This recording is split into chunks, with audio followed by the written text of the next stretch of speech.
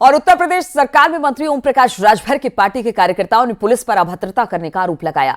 दरअसल कुछ दिन पहले राजभर ने पीला गमछा पहनकर थाने जाने के लिए कहा था और राजभर की बात मानकर फर्रुखाबाद में कार्यकर्ताओं ने ऐसा ही किया, लेकिन मामला उल्टा पड़ गया। अब इस घटना के बाद राजभर पीला गमछा लगाने वाले कार्यकर्ताओं को पहचानने से भी इनकार कर चुके हैं। जरा देखिए रिपोर्ट। ये है पावर। अब जाके बता देना कि मंत्री जी भेजे हैं। दरोगा जी की पावर तो हो नहीं कि मंत्री जी से फोन करें कि भेजे ले होगा कि नहीं। बोलिए है पावर। मंत्री बनने के बाद थानेदार, एसपी, डीएम और डीजीपी की हैसियत बताने वाले, पीले गमछे को संसद का पास समझने वाले और खुद को गब्बर सिंह बताने वाले राजभर एक बार फिर विवादों में है। एक बार फिर अपने ही बयानों में घिर चुके हैं, क्योंकि कार्यकर्ताओं को पुलिस से पंगा लेने की नसीहत महंगा पड़ चुका है। मैं कहता हूं किसी थाने पर जाओ और वहां जाने के बाद थोड़ी सी दिक्कत है, उस थाने पर जाओ, सफेद गमछा मत लगाओ। सफेद गमछा नहीं, एक पीला गमछा लगा लो। 20-25 रुपए का बाजार में मिलेगा। इस गमछे को लगा के जाओ थाने पर। जब आप थाने पर जाओगे तो तेरी शकल में ओम प्रकाश राजभर दरोगा जी को नजर आएंगे। हमारी पार्टी के जो पदाधिकारी हैं, विधानसभा अध्यक्ष संतराम कश्यप, इनको जो है पुलिस के द्वारा बुला करके अभद्रता की गई। पार्टी का एक अंगोछा है जो हमारा पार्टी का मान सम्मान है, इसको जो है इन्होंने छीना गया उनके हाथ से और गले से उतारा गया, जो मोबाइल छीना गया। दूसरी चीज़ ये कि अभद्रता की गाली गलौज किया गया। गाली गलौज करने का कारण क्या था? अगर कोई बात बनती है तो उनको बैठाल के आराम से बात की जा सकती थी। अभद्रता करने की कोई जरूरत नहीं।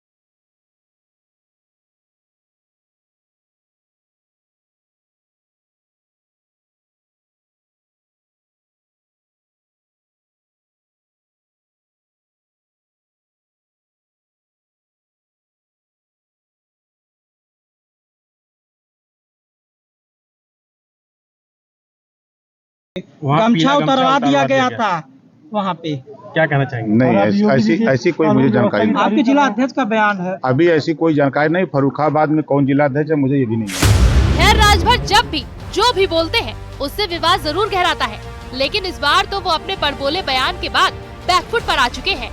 वो भी तब जब 5 दिन पहले उन्होंने मंत्री पद की शपथ ली और 5 दिन बाद उनके कार्यकर्ताओं को पावर की पहचान करवाने पर थाने से बाहर का रास्ता दिखा दिया गया। Bureau report, news 18।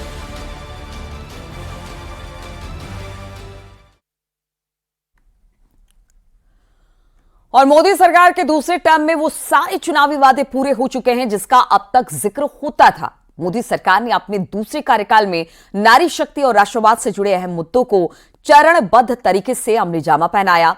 अब विपक्ष बीजेपी की इसी नई रणनीति में पूरी तरह से उलझ चुका है। हम भारत को विकसित भारत बनाने वाले हैं और ये मोदी की गारंटी है। 3 तलाक से मुक्ति, धारा 370 का खात्मा, राम मंदिर का निर्माण। हमारे राम आ गए। श्री रामलला भगवान के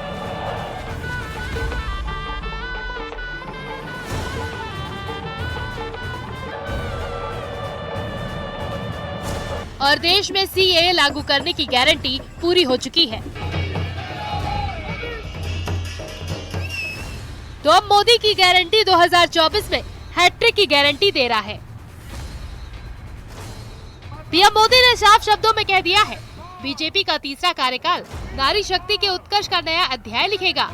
मोदी के तीसरे कार्यकाल में भारत तीसरी सबसे बड़ी अर्थव्यवस्था बनेगा और 2024 से 2029 के कार्यकाल में हिंदुस्तान विश्व में अपनी अलग छाप छोड़ देगा। सफलताओं की ये श्रृंखला ही नारी शक्ति पर मेरे भरोसे को और ज्यादा मजबूत करती है।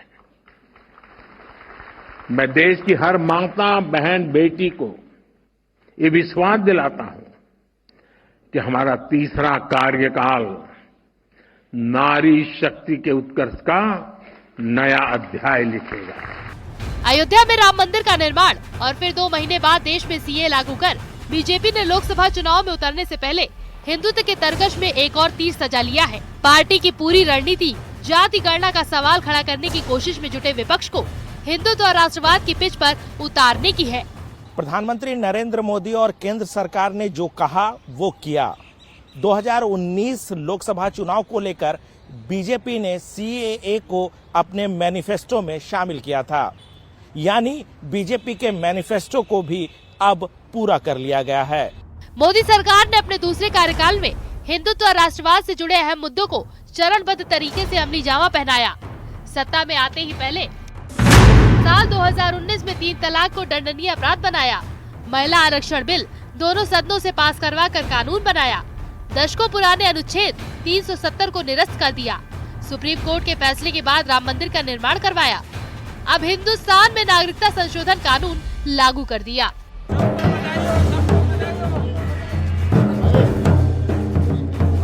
दरअसल देश में एक बड़ा वर्ग हिंदुत्व और राष्ट्रवाद से प्रभावित है। यही बीजेपी का परंपरागत और मजबूत मतदाता वर्ग है। चुनाव में उतरने से पहले बीजेपी चाहती है कि इस विचारधारा से जुड़े 22 से 25% मतदाता बीते 2 चुनाव की तरह ही इस चुनाव में भी मजबूती और पूरी आक्रामकता के साथ उससे जुड़े रहें।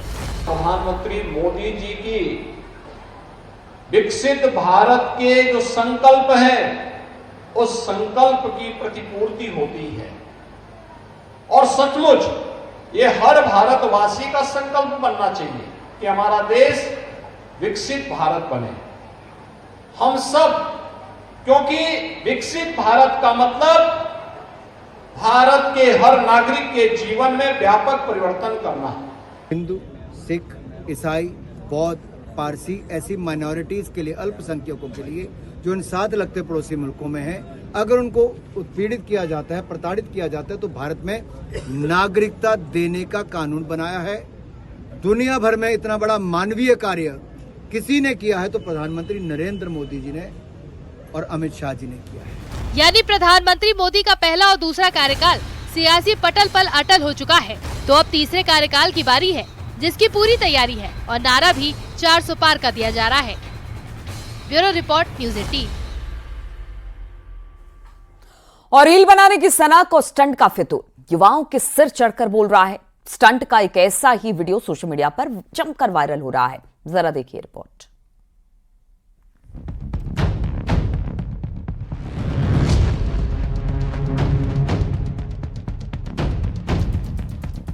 सोशल मीडिया स्टार बनने की सनक में रील बनाने के लिए जान जोखिम में डालने के मामले तेजी से बढ़ रहे हैं। ताजा मामला लखनऊ का है, जहां रील बनाने के लिए एक लड़की ने अपनी जान दांव पर लगा दी। लड़की सड़क पर चल रही इनोवा गाड़ी की खिड़की पकड़कर लटकी दिख रही है। गाड़ी पर वकील का स्टिकर भी लगा है। वीडियो लखनऊ के सुशांत गोल्फ सिटी इलाके का बताया गया है।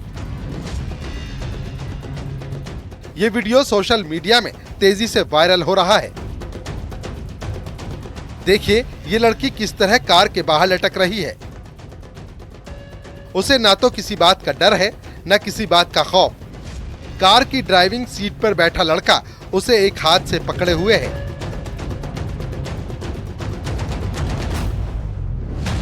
कार का नंबर भी साफ दिखाई दे रहा है। काफी दूर तक ये लड़की इसी तरह कार से लटकी रही और पीछे से एक शख्स इस लड़की का वीडियो बनाता रहा।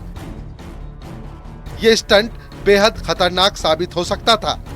अगर लड़की कार से नीचे गिरती तो वो कार के पिछले टायर के नीचे भी आ सकती थी।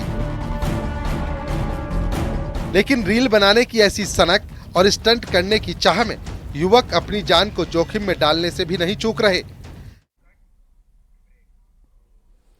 और रुकेंगे आप छोटे से ब्रेक के लिए, जल्द हाजिर होते हैं कुछ और खबरों के साथ। आप देख रहे हैं न्यूज़ न्यूज 18 उत्तर प्रदेश उत्तराखंड।